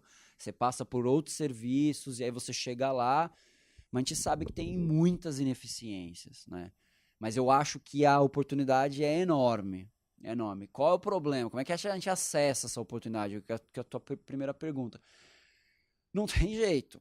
Você vai ter que entender de como trabalhar no setor público. E é uma escola diferente. Como é que eu lido com licitação? Tem hora que você não precisa de licitação. Então, pô, às vezes, dependendo do tamanho do projeto, você consegue fazer sem licitação.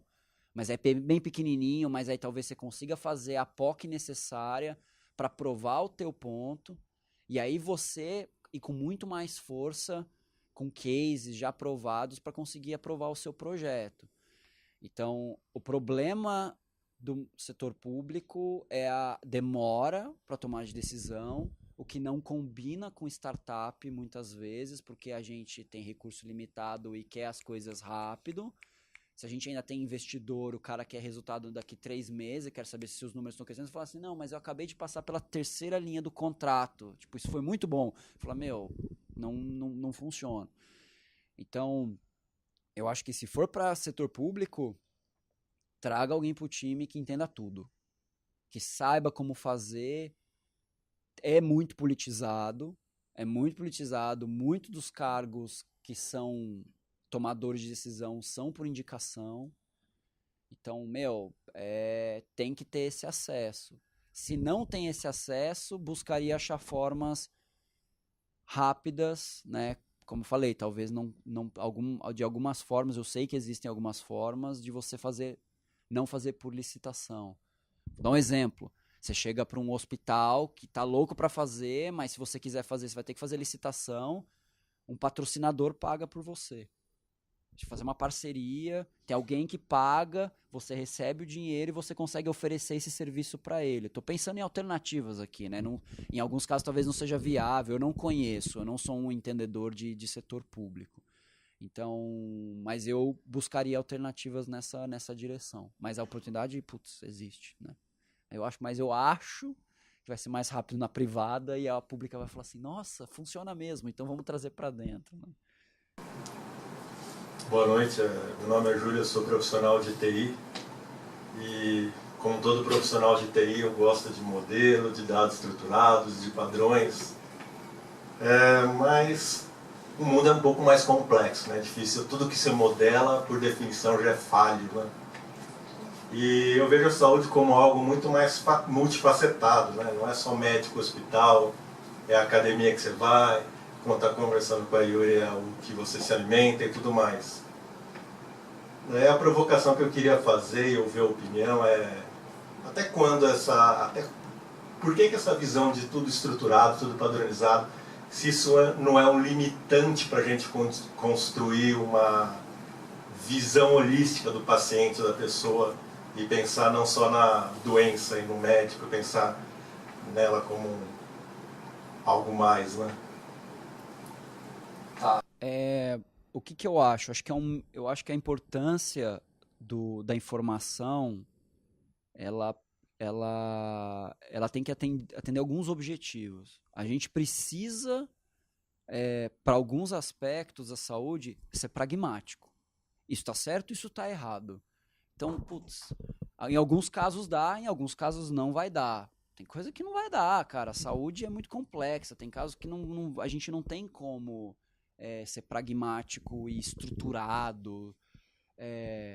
Eu acho que no momento que se você tiver tecnologia, não vi nenhum caso bom de sucesso de leitura de escrita natural, etc., que consiga olhar para os dados de saúde e tirar conclusões. Eu vi alguns testes, mas que não foram bem sucedidos até o momento. Mas eu acho que se você for usar o dado de maneira populacional para tomar medidas que vão influenciar uma grande quantidade de pacientes, acho que você tem que ter dados firmes. Você não pode, eu acho que e depender talvez de uma tecnologia que não esteja totalmente refinada. Talvez em algum momento a gente está falando e o cara já está interpretando e está tudo funcionando. Seria ótimo. Porque aí você não precisa nem... E aí melhora a vida do médico. Se o médico pudesse pegar um telefone e sair, não, paciente, acontece isso, acontece aquilo, blá, blá, blá, não precisa fazer mais nada. Seria fantástico. Seria fantástico. E o sistema já lê tudo e tudo está organizado, melhor. Então, eu acho que em alguns casos a informação, ela não precisa estar estruturada mesmo. Concordo com você. Se eu, médico, eu preciso entender a saúde daquele paciente, eu não preciso saber o diagnóstico. Claro, eu quero saber o diagnóstico, mas me conta a história. Tem alguns médicos da velha guarda, vou dizer assim, né, que são parceiros da Prontimed, que ele fala, Lassi, hoje em dia, eu não sou médico, então eu tô falando aqui, pode me bater, mas eles falam, médico novo hoje não sabe tirar uma história, sentar com o paciente, conversar com ele, realmente entender o que está acontecendo. E aí não tem campo de texto livre, aí não tem campo estruturado. É aqui, é no pessoal. E como capturar isso aí é um desafio. Concordo com você 100%. Então, eu acho que tem que ser um mix dos dois. Eu acho que se você quiser limitar, o caso clássico é o hospital fala, preciso limitar tudo. Aí o médico fica 20 minutos preenchendo um sistema e esquece de olhar para o paciente. E aí que é a coisa mais importante, né? É olhar o paciente e realmente ajudar ele no final das contas. Então eu acho que tem que ter um balance.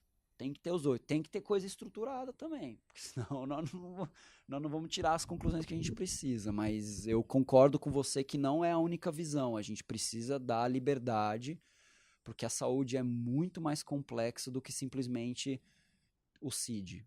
Né? Então, ou qualquer outra tabela que a gente esteja usando. A pergunta é a seguinte, no começo da sua fala, você começou a falar que a empresa não é só uma empresa de prontuário, mas também uma empresa, talvez principalmente uma empresa de dados, né? Vocês, me lembrou de uma empresa americana que foi vendida recentemente, a Flatiron, que basicamente liga as pontas, né, do hospital ao centro de pesquisa e as farmas, e quem comprou foi a Roche, vendo maior valor na diminuição do tempo de desenvolvimento de novas drogas, talvez pelos dados que estão ali ou pela rapidez de trazer novos pacientes para a clinical trial. Eu queria saber de vocês se vocês têm visto isso acontecer aqui no Brasil de alguma maneira e se vocês têm de alguma maneira conversado com esses players. O que acontece? No caso dela, ela é onco, né? Ela é focada muito forte em onco. Então, onco é um mercado bem capitalizado, que tem muita gente tentando se posicionar nisso agora. Então, preciso de serviços mais complexos, recorrência, porque o paciente vai ter que voltar aqui sempre. Então, acho que é um nicho. Não dá para fazer isso com todas as especialidades, porque não é o mesmo padrão. O que eu vejo na indústria farmacêutica? Sim, eu estou vendo coisas nesse sentido, e o grande termo da moda é real world evidence, né? Nas indústrias farmacêuticas. Está começando, isso não é ainda difundido, mas é olhar para os dados reais. Real world evidence, é o nome que ele fala. Então, como é que a gente consegue juntar dados que vão dar insights para a indústria para tomar melhores decisões, né? A gente vê isso, o grande problema é o aspecto regulatório, né? A gente hoje, infelizmente, ou não sei, a indústria farmacêutica é vista no mercado muitas vezes como a vilã, estamos aqui falando a verdade, né? Ela é vista, isso é mercado, a gente sabe disso. Então, a indústria vai ter acesso à informação, então, o que vai fazer? Então, é uma discussão complexa. Como é que a gente coloca como é que a gente catequiza e doutrina, né? Faz com que todos os elos da cadeia, os fornecedores de dados, os receptores de dados estejam todos confortáveis. O médico esteja confortável. Hoje, vou dar um exemplo. Hoje a indústria farma, essa é uma dúvida que eu tenho até, eu queria saber até a opinião de vocês, mas saiu a nova legislação dos dados. Hoje, para você fazer análise de dados não anonimizados, não é de paciente, mas de pessoas, você precisa de consentimento, certo? Daqui um ano e meio. Hoje a indústria recebe via empresas que pegam informações lá na farmácia, quem são os médicos que prescrevem o quê? Vai parar de existir isso? Porque ela não pega o consentimento do médico, e o médico não gosta, a gente sabe. E aí? Morreu esse mercado? Vai ter oportunidade para burro, para um monte de empresa aí, porque ela precisa saber. Ela precisa saber quem que está prescrevendo, quem não está prescrevendo. Dá para saber com nota fiscal, saber quanto eu estou vendendo para cada farmácia, mas o profissional são serviços que já são conhecidos do mercado. E aí? Como é que a gente faz? Mas precisa, porque ela precisa remunerar, porque o representante, ele não vende nada, ele influencia, ele não é um vendedor, lá atrás é o propagandista, né, que ele é chamado. Como é que a gente avalia a qualidade disso? Se agora eu não tenho mais essa informação, porque essa legislação mexeu. Eu tenho essa dúvida, eu gostaria de perguntar lá na IMS, e aí? Ou na Close-Up, tipo, daqui um ano e meio vai acontecer o quê? Você vai pedir o consentimento dos médicos? Não vão dar, provavelmente, eu acho, né? Ou não pega isso? Eu tenho essa dúvida, é uma coisa que a gente está olhando, né, discutindo, porque tem oportunidade. E, de novo, eu acho que está acontecendo, Real World Evidence é o caso, então você vai ter um comitê de ética no hospital que vai ter acesso, vai olhar para o projeto, vai aprovar, que pode ter aquele grupo, vai ter acesso às informações e vai fazer Real World Evidence com mais dados e não apenas aqueles estudos fase 4, aquelas coisas que já são todas bem estruturadas, porque, vamos pegar o mundo real e saber o que está acontecendo. Será que aquele hipoglicemia está realmente diminuindo na prática lá? Então, vamos ver. Não sabemos. Então, precisa de dado também, mas precisa olhar o lado regulatório dessa história, né? Então, tem esses dois lados. Acho que essa nova lei vai dar um direcionamento para isso.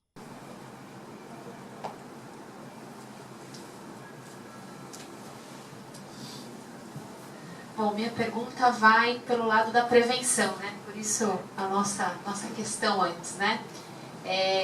A nossa indústria trabalha na área da nutrição e a gente vê o caminho da tecnologia indo para a nutrição personalizada. Então existem grandes empresas, inclusive a nossa, que está investindo em algo que faz todo dia um produto específico para o que você precisar, né? E, obviamente, a nossa curiosidade está, né? Como o Big Data, que dá um dado mais democrático, né? Conseguiria um dia personalizar um resultado para uma prevenção. Porque personalizar um dado para uma doença, eu trabalhei muitos anos na indústria farmacêutica, eu tenho essa visão que é capaz. Agora, como que a gente faz isso para prevenção? Vocês têm algum pensamento já sobre esse assunto? Nossa, olha, essa é uma pergunta bem boa. É difícil essa pergunta, porque, olha, o que a gente tem visto hoje, porque nutrição, e eu concordo 100%.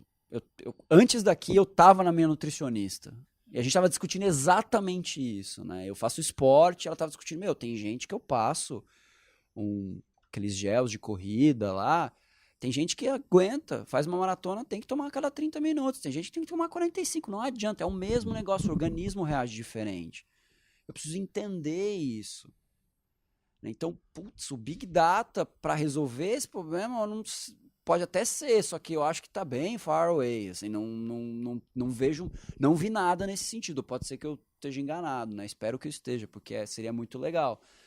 Mas, eu acho que hoje a gente vai ter que trabalhar muito a ponta que é o nutricionista, o nutrólogo, né? os profissionais que estão envolvidos com isso, porque eles sabem, porque a personalização da saúde, para você entrar nesse detalhe, é a pergunta do Júlio. Pô, você não dá para você estruturar toda essa história aí, personal, não tem jeito, não tem a menor condição, senão a gente vai deixar todo mundo louco. O cara vai ter que ir colocando parâmetro em tudo, aí ninguém atende mais, né? E aí a tecnologia para isso é complexo. Eu não vejo, assim, hoje uma tecnologia que esteja pronta para fazer esse tipo de coisa. Não tenho conhecimento. Então, na minha visão, uma empresa que está focando em fazer algo disso tem que influenciar na ponta que tem realmente a ferramenta para fazer isso, que é o profissional, que vai entender e vai conseguir dar essa visão, né, da personalização. Eu vou dar uma provocada, não sei se eu vou falar besteira, não tenho problema de falar besteira. Lá no marketing, antes as pessoas tomavam a decisão de uma campanha assim: masculino, 30, 40 anos, classe média. Era isso. Hoje em dia, a maioria de vocês que estão em startup já ouviu falar das personas. A gente entrou num nível... Peraí, o cara também é igualzinho. Só que esse cara, ele joga futebol só de final de semana. Esse daqui é um maratonista. Ele é do esporte, os dois gostam de esporte, mas cada um olha de um lado. O cara é do futebol, o cara é da corrida, e cada um vê de uma forma diferente. Então, você está personalizando cada vez mais. Então, talvez a visão não seja já chegar direto no indivíduo, mas é fazer cada vez um drill down maior em cima das personas. Porque no final a gente tem similaridade, vai. Claro que todo mundo é uma pessoa única, cada um é uma pessoa diferente, mas tem gente que a gente compartilha algumas questões, né? Então, acho que ser mais personalizado passa em a gente ir cada vez mais a fundo. Aí o dado pode ajudar na construção dessas, entre aspas, personas, da saúde, aí legal. Porque aí você consegue criar produtos diferenciados. Vou dar não sei se vou estar fazendo propaganda, estou fazendo uma propaganda, mas não é de propósito. Eu tomo um iogurte lá, que é com proteína, aquelas coisas que é a nova moda da Verde Campo. Pô, sensacional. Entrou na...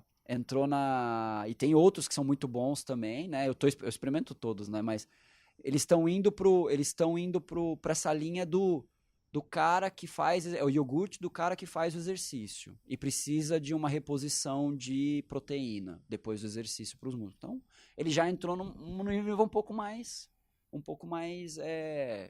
profundo, né? Eu acho que vai ser cada vez... não vai chegar no indivíduo de uma vez, não vai fazer esse salto, né? Vai degrau por degrau. Acho que é por aí. Eu vou complementar essa pergunta dela. Achei muito interessante.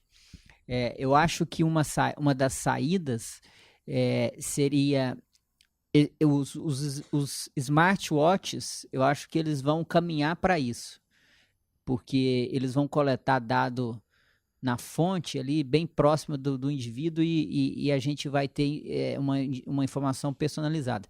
E aí a gente abre um mundo para a tecnologia trabalhar, né? Mas eu acho interessantíssimo isso que você falou, que a gente sai de outro paradigma, né? É um Big Data personalizado, customizado. E a gente tem muito para avançar e um mundo de oportunidades nisso, né, Lácio? Agora, voltando para... Só te fazer a pergunta você falou do médico preenchendo o prontuário. Eu li um trabalho recente que nos Estados Unidos as faculdades de medicina estão preocupadas que a procura pelo curso de medicina tem caído. Essa nova geração, eles não veem mais como um curso interessante. O status ainda está mantido, mas as dificuldades da área e do exercício da profissão têm afastado a ponto de haver certo incentivo das escolas em motivar pessoas a buscar essa profissão. E um dos fatores é justamente a dureza de preencher um prontuário, que cita na matéria. E eu queria saber quão é importante para vocês o UX, a experiência do usuário dentro da sua empresa. Ótima pergunta. ela é fundamental. Eu não vou dizer que ela é perfeita, de longe, mas por que ela é fundamental? Porque eu tenho um incentivo para isso dentro. Se o médico que usa o meu sistema odeia preencher, ele vai boicotar. Ele vai preencher de qualquer jeito, porque ele quer se livrar logo de uma vez. Então eu preciso fazer uma UX para o médico, para o profissional de saúde preencher corretamente, para aí a gente ter as informações do projeto de gestão de saúde que ele está envolvido. Então, UX, e aí, esse ponto, fala, legal, vamos fazer UX de prontuário eletrônico, vamos lá. Cara, você pega lá os 80% dos hospitais que tem lá 3, 4, 5 sistemas, eles vão falar assim, cara, toma aqui uma ferramenta, tem um padrãozão, se você quiser, você monta aí. Não dá. Você joga a responsabilidade para um profissional, um médico lá, que ele vai ser o cara que vai decidir como todo mundo vai atender. Porque o reumato é diferente do pediatra. Se for chamar todo mundo de médico, é uma besteira, né? Eu sou reumato, eu sou pediatra, todo mundo médico, mas, cada um tem as suas peculiaridades. E você precisa entender isso. Você precisa entender que o cara que está atendendo artrite reumatoide, ele quer saber o DAS 28. Ele quer saber como ela está evoluindo. Que o pediatra precisa olhar o calendário vacinal. O que para o neuro não faz, talvez tenha, não, eu posso estar errado, mas na princípio parece que não faz o menor sentido. Tipo, eu tenho um calendário vacinal, eu quero perguntar se tem algum problema, mas, você não precisa me dar toda essa complexidade. Imagina um prontuário estruturado que tenha todos os parâmetros de todas as especialidades, de todos os diagnósticos. Não dá. Aí qual que é a escolha mais fácil do médico que está no hospital? Coloca 3 campos de texto livre e vamos lá. Aí o cara lá do faturamento fala assim, isso, Ctrl+C, Ctrl+V. Aí o que o cara do operacional faz? Não, peraí, se a gente não tiver o diagnóstico, eu não consigo tal dado aqui. Então, coloca aí o diagnóstico obrigatório. CID. Aí fala, mas o CID não tem todos os diagnósticos que eu quero. A classificação tá errada, não é que tá errada, mas tá desatualizada, né? Não funciona. Então, coloca aí, rotina, Ou o primeiro lá, que é cólera, né? Que é o A00. Que já teve caso de hospital que baixou a vigilância sanitária porque teve surto de cólera. Não, porque os caras eram o primeiro CID que o pessoal apertava e dava. Esse é caso real. Então, a pessoa na ponta fala assim, coloca o mais de tanto campo de texto livre possível, porque o médico, a visão não vai reclamar, e a gente obriga tudo aquilo importante. Então, tem que prescrever, tem não sei o quê. Então, tem casos nos Estados Unidos que eles contam, e eu acho ridículo.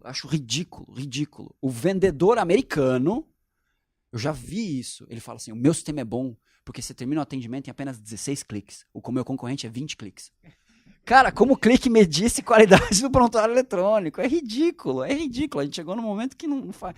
Então você precisa o trabalho, e aí a gente bem falar, parece muito fácil fazer prontuário eletrônico, mas você sentar com o médico e falar, me explica de verdade como é que a gente faz isso. É duro, é muito duro. Mas no momento que você tem uma empresa que está incentivada, se o médico está feliz, preenchendo, a gente está melhorando a vida dele, e isso tá gerando um ganho sistêmico para todo mundo, sensacional. É um trabalho eterno. A Prontimed a gente brinca, melhorar o prontuário não vai acabar nunca.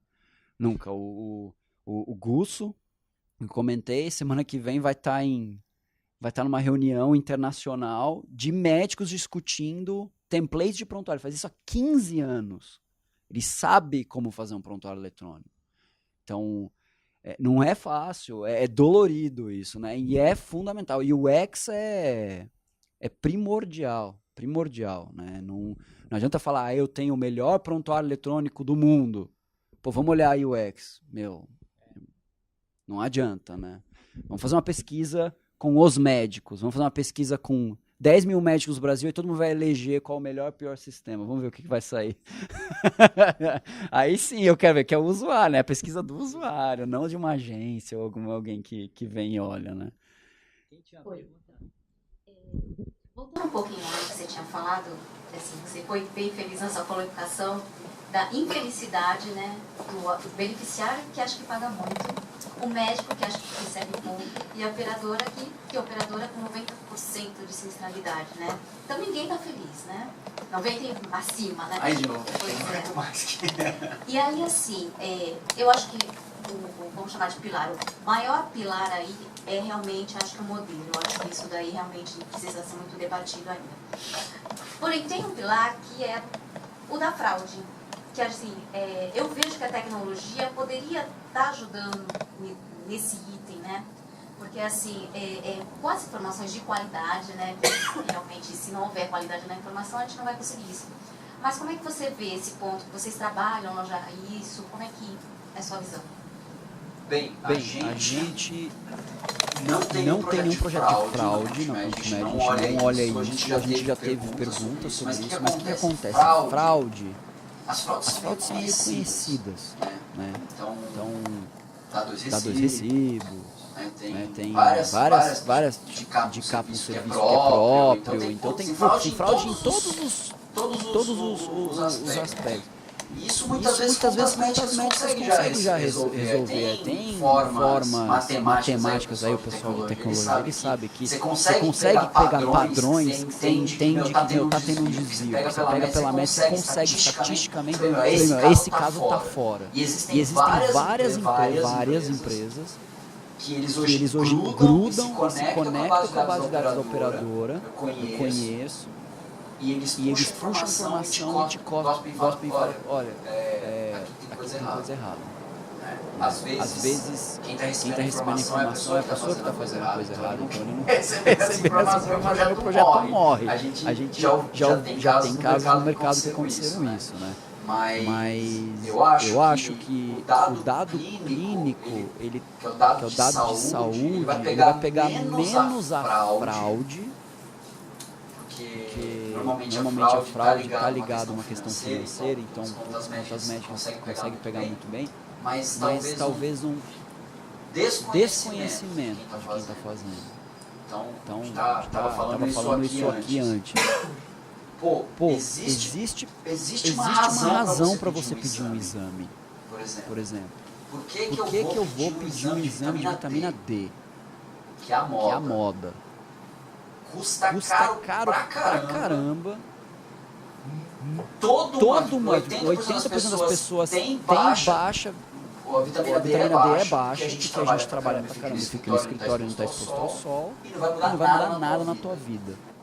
Você saber disso. E às vezes, vou dar esse exemplo específico, às vezes quem está solicitando, às vezes não sabe disso.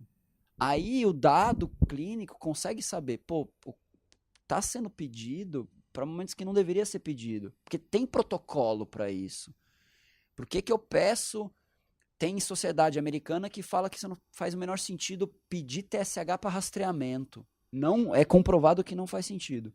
Tem outras que falam, não, faz sentido se o paciente tem mais de 35 anos de idade e a cada 5 anos. Ele não tem nenhum fator de risco.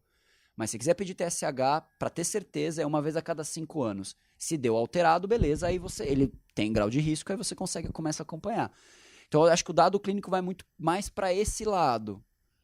Como é que a gente educa, entre aspas, né, ou ajuda com sistemas de apoio à decisão, a tomar a decisão mais baseada em fato.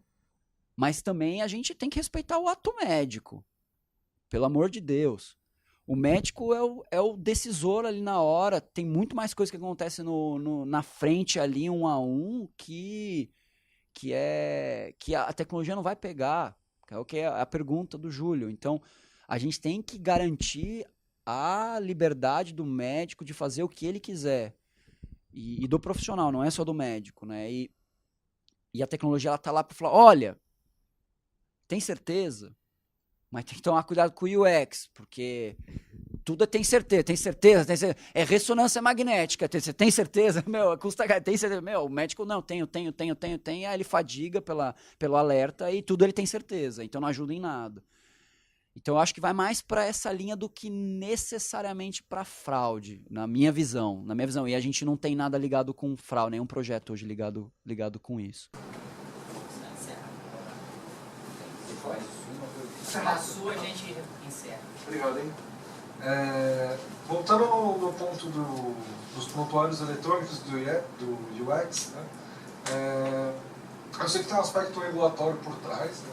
A gente tem que ter essa informação medida, mas a gente já sabe que, por uma questão de velocidade, as informações ali contidas não estão consistentes mesmo. Então, a gente não pode validar que aquilo, o CID é o correto, ou a descrição é correta, por causa da velocidade que eles têm que atender.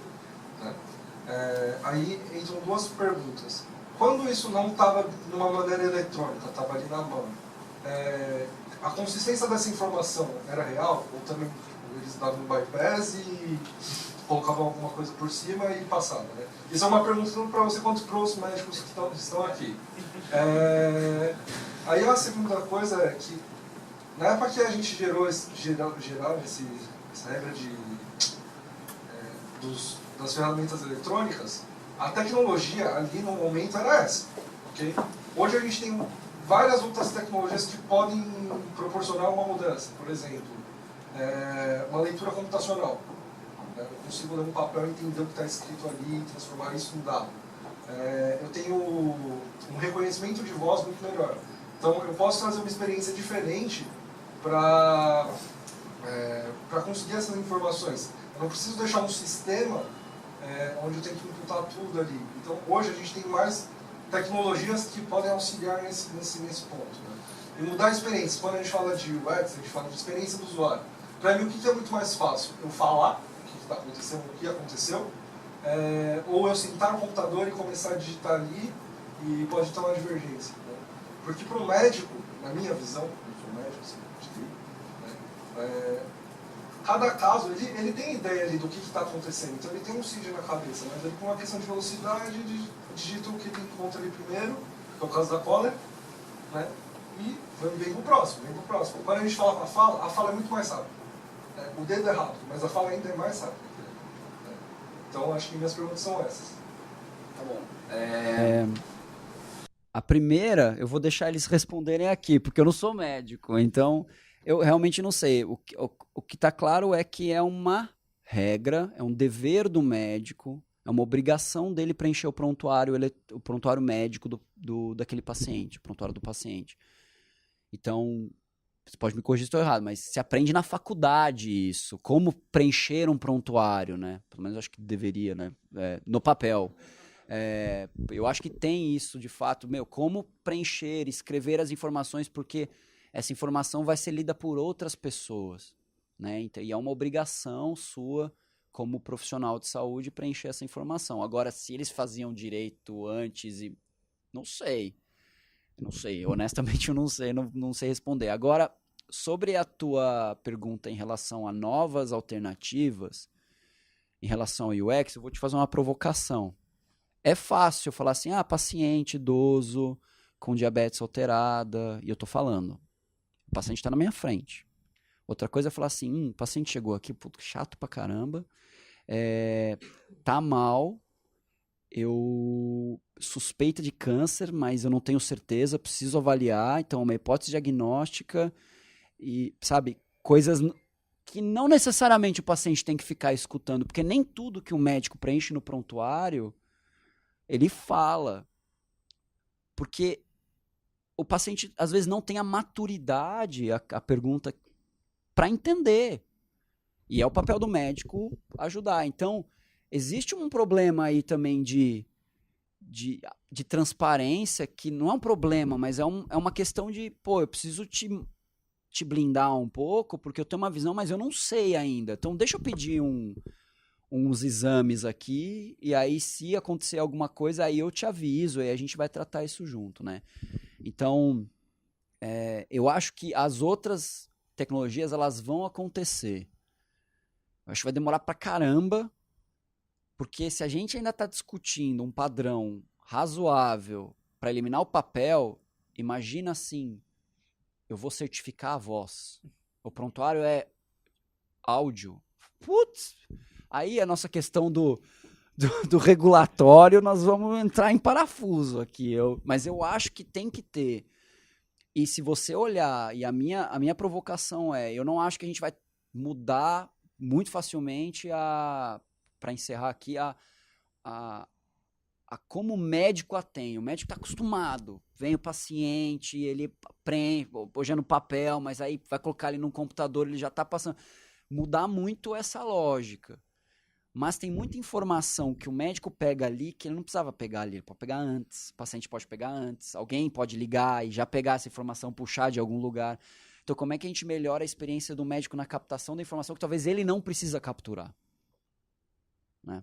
Por que eu preciso perguntar antecedentes pessoais e familiares para o paciente se ele que vai me responder? Me responde em outro lugar, já chega tudo preenchido, bem melhor. Tem informação que o médico tem que preencher. Então, eu acho que a visão da UX é no sentido do processo de todas as informações que hoje estão contidas no prontuário eletrônico, o que pode vir de fora, que o paciente já pode preencher. Que já acontece. Se você for no consultório, tem alguns consultórios que te entregam uma fichinha antes, você sai, não, você já tem algum problema, já tem algum caso na família, você preenche aquela informação. Então, eu acho que já tem algumas soluções que hoje são rudimentares, mas que a gente poderia gerar uma tecnologia para realmente facilitar. É isso. Complementar um pouquinho essa resposta também fazer um testemunho, né? Eu trabalho com essa parte de tecnologia e inovação e a primeira vez que eu ouvi falar em speech to text para prontuário, eu fiquei super empolgado. E a gente tentou iniciativas para tentar desenvolver, a gente não chegou nem a falar para o pessoal da Prontimed, que era mais interno. E eu trabalho no Doutor Consulta também, mais na parte assistencial, não de gestão nem nada. E quando eu comecei a trabalhar lá, eles têm speech to text no prontuário. Eu fiquei super animado. Eu falei, nossa, tá vendo? É isso que falta para a medicina. É tecnologia, é integração. Aí eu fui, e aí do lado de cada campo tem um microfone, e aí você usa o speech to text. Eu falei, nossa, isso aqui vai resolver muito a minha vida.